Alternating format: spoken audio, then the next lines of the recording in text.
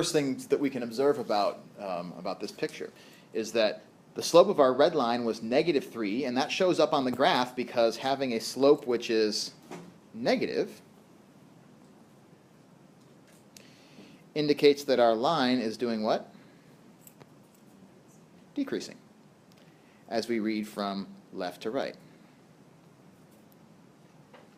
And so, of course, conversely, if our slope is positive, our line is increasing from left to right. Okay, but that leaves a boundary case that we haven't talked about.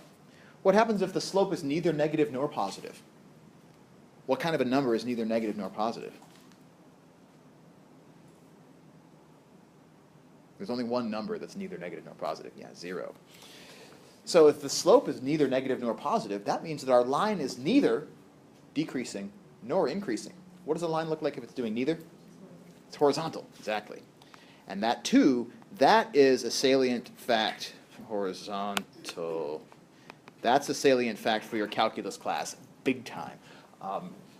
Take this chart, put it somewhere in your notes, Xerox it, staple it to something, staple it to your, I don't know, staple it to something that you're going to have with you when you take calculus, because that is an insight that's going to come back to you in calculus. For example, I was working with a student in math services today who is in the applied calculus course. And so they're a business major, and they were working a problem on optimization. An optimization problem, we try to find out how to maximize the value of something. Right? I know that I can make a certain amount of profit by selling a certain amount of widgets. So how many widgets should I try to sell in order to make the most profit? Right? That's an optimizing question. And to find where something is at its maximum, what we end up looking for are places on its graph where it's horizontal.